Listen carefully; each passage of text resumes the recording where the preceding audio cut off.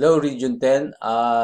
This is the second part ng ating video about the devolution of accounting function, yung the preparation of CRDJ or Cash Receipts and Deposits Journal. Kasama na ang Journal and the Voucher. So sa video na to,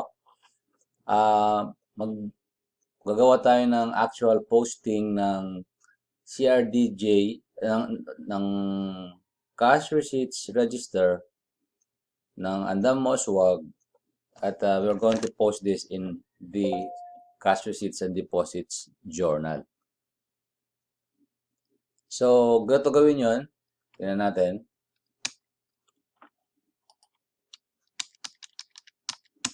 Yan. So, ito yung collection ng Andam Moswag for the period September 14 to September 18.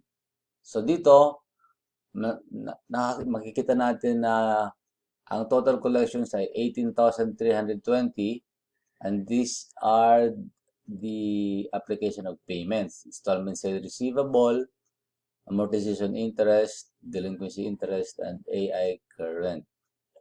So dito makikita nyo luma pa yung mga codes na ginagamit ninyo. Pero don't worry, meron yung equivalent doon sa ating CRDJ for guidance. So this is how we will post this. 18,320. Ipopost natin yan sa ating template. No, not that one. Region 10.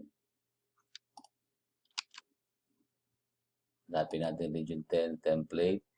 So ito na yun. So dito makikita natin yan.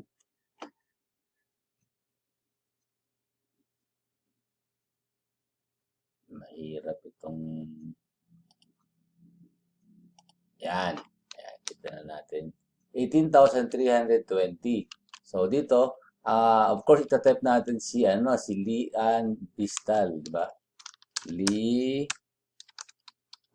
Bistal. So yun yung collecting officer. Ang pangalan ng project naman ay Andam Moswag.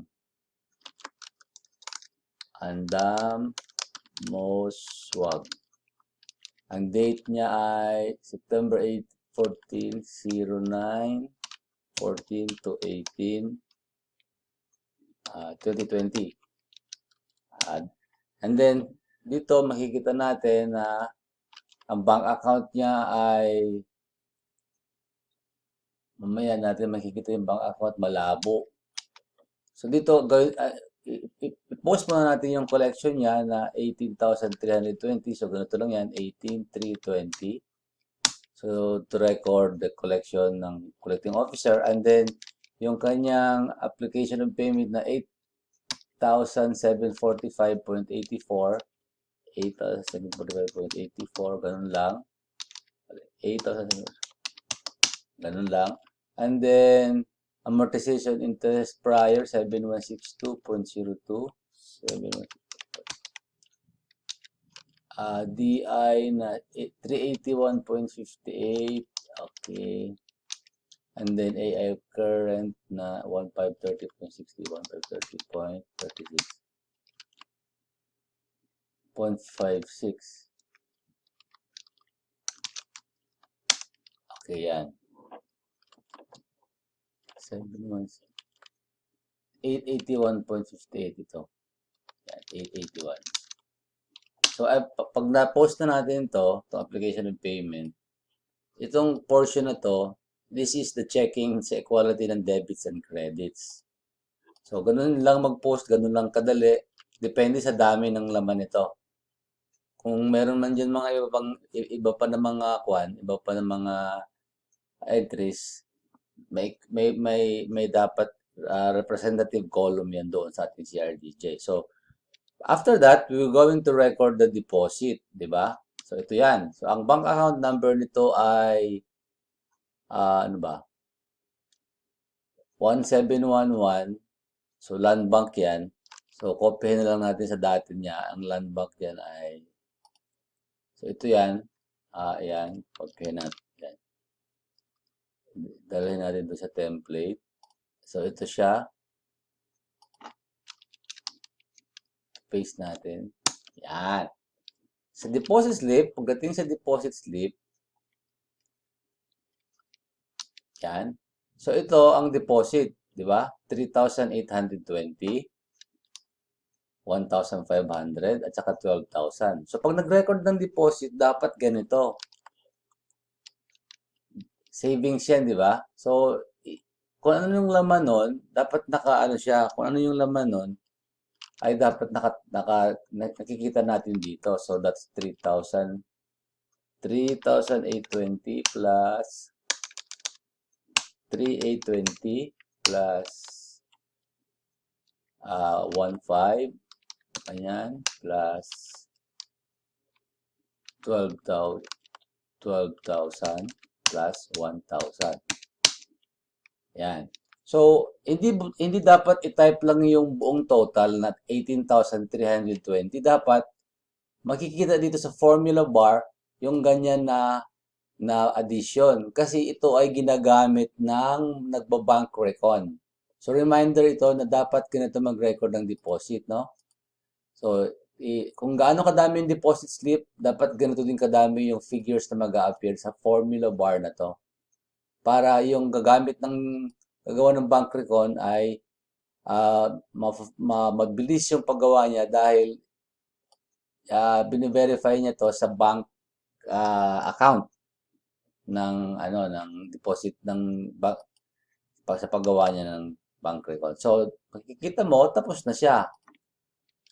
Tapos na yung pag-post mo ng ano na to, na kolekta na to. Yan.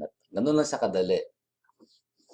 So, pagdating naman sa ang collection mo naman ay LTAP, kung LTAP ang collection mo, dapat hindi mo lang ilagay na LTAP yun doon sa taas. Dapat specific. So, sa case na to, itong 3.5 na to, dapat isulat natin kung anong klaseng LTAP. So, Paswi Village. So, ganoon din. Dito, silian din yan. So, dapat dito, LTAP, ilagay mo, ganyan, tapos Paswi. Yan, ganon. And then, gawin mo ulit yung pares na ginawa natin pagpo-post nito. Pagpo-post nitong mga entries na nakalagay dito. So, after this, ganito na itsura niyan pag na-post na sa actual na CRDJ. Tingnan natin. So, ito na siya, no? Nang natapos na siya. Ganyan na siya. Tapos na yan siya. Na-post na lahat. So, yung kanina na pinost natin, na mauswag, ay hindi dito na siya. Ito yun, no? 18,320. So, ibig sabihin na deposit din siya. At ito yung mga application of payment niya. So, next na gagawin natin ay i-summarize ito. No? I-summarize natin ito. So, copyhin natin. Ilagay natin doon sa ito na pala yun. So, sa case ninyo, ito lang naman ang laman sa inyo lang. So, ang gagawin natin, i-delete na lang natin yung ibang regions dito para ma-demonstrate natin kung paano magawa ng summary. So, delete natin itong Tabaw. Delete natin yan. Okay, delete. Yan, delete. Itira lang natin yung kay Miss Vistal.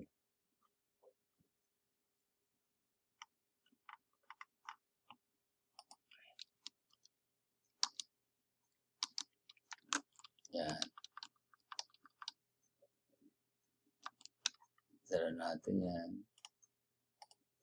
So, ganun lang siya mag-summarize. So, itong mga nakalagay dito, isang bank account lang, napakadali lang. So,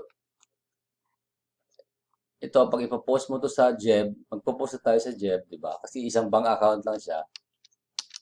Ito, ipopost mo lang yun siya ng ganito. So, yan. Ito yung ating template, no? Sa template natin, makikita natin.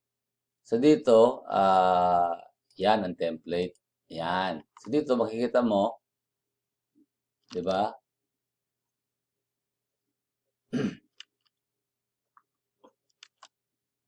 Kopyahin natin ito. Yan. itong nakolekta na to, total na nakolekta niya for these projects, ay ganito lang niya mag-i-post sa ating Jev template. Tayo mapunta ron. Yan. So, ito, debit paste value. Yan. Click mo lang yan. Yan. And then, yung deposit. So, ito yung deposit. Di ba? Cash in bank savings. So, dito mo lang siya ilalagay. Savings. Kasi ito din yung nakalagay doon. 5, 3. Dapat kung ano yung nakalagay doon sa CRDJ, yun din ang nakalagay dito na bank account. Okay? Paste value. And then, i-record mo rin yung sa collecting officer para mawala sa kanyang accountability. So, dito na rin siya. Dito mo din siya ilalagay. So, itong mga to, nagtototal yan dito sa these are the subsidiary ledger. Ito naman yung general ledger. Okay? And then, ang susunod na gagawin, yung application of payment na ito. So, ito yung installment sale receivable. Di ba? Paste mo yan dito. Right click and then paste value. Other business income. Right click, paste value. DI. Okay. What else? AI prior. Okay. Processing fee. Itong processing fee, dapat specific ito dito sa ano natin, sa ating CRDJ. So, dito kasi nakatotal na itong gawa. So, dapat, pero pagdating sa Jev, dapat isa na lang siya. Kasi sinasummarize na lang natin yan dito. Okay, so dyan siya. Paste mo siya. Miscellaneous income. Paste. Clearance. Paste. Permit. Paste. Okay, what else? Wala na. So, ganun lang kadali ang mag-post ng ating CRDJ. So, kung titingnan mo yan, balance dapat yan. Yan. Dito hindi sa balance. Bakit? Dahil, ay, hindi ito kasama. Dito sa inyo. Yan. Tingnan natin. Yan. Balance na siya. 992, 992, 992, 992. So, ganun lang kadali ang maggawa ng ating journal entry voucher at ng ating CRDJ. Yan. Ganun lang siya kadali. Ang ating Jev, dapat, ang printout nito ay dapat naka-landscape siya. Kung hindi kasi sa isang page, 2 page ang gamitin for this. No? Dapat 2. Ganun siya. Yan.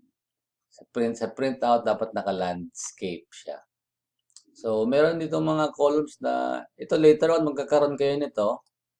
Loans receivable na galing sa LGU, kung may nakolekta kayo dyan, loans receivable na galing sa others, HML, lahat.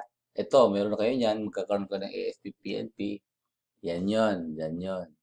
Ito naman yung due from local government. Minsan ito yung non-interest bearing. No? So, meron din kayo yan dyan. So, dito wala lang kayo nakolekta, kaya wala din siyang entry. So, dito, prepared by the accounting processor, kung sino man siya, reviewed, of course, by the chief corporate accountant, and then approved by the regional manager. So, ganun lang kadali ang maggawa ng sa Cagayan de Oro na district. So, feel free to call us o Miss Tita or ako, yours truly, John Montojo, for guidance and direction at advice para maging on time ang ating submission. So, that's it for now. Bye-bye and God bless.